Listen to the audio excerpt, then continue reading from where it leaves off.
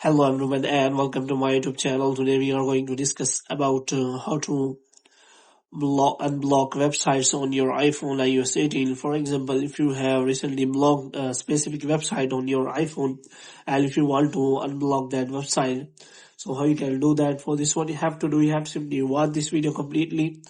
So without wasting any time, let's start the video. So first of all, what you have to do, you have to simply make sure that you are connected to proper Wi-Fi or internet connection.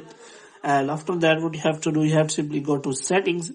And in settings, what you have to do, you have to simply go to general. And here what you have to do, you have to scroll it down until you find the option of transfer or reset iPhone. So here you have to simply click on reset and you have to simply reset all of your network settings. And after that, what you have to do, you have to simply go back. And here what you have to do, you have to simply go to general again, and you have to simply make sure that you have installed the latest version of the iOS. And after that, what you have to do, you have to simply again go to setting, and this time you have to simply go to screen time. So for this, what you have to do, you have to click on that screen time, and you have to make sure that you have changed the passcode, which means you do not use the same passcode for your device as screen time.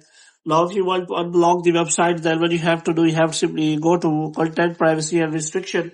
So what you have to do, you have to simply turn this toggle off, and you have simply unblock all of the websites which you have recently blocked. So in this way, you can simply unblock all the app limits and websites you have recently blocked on your iPhone.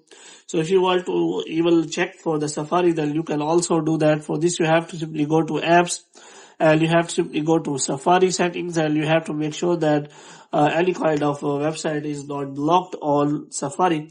So in this way, you can simply change the settings of the Safari also. So hope you have liked this video. If you get more videos like these, you can subscribe our channel.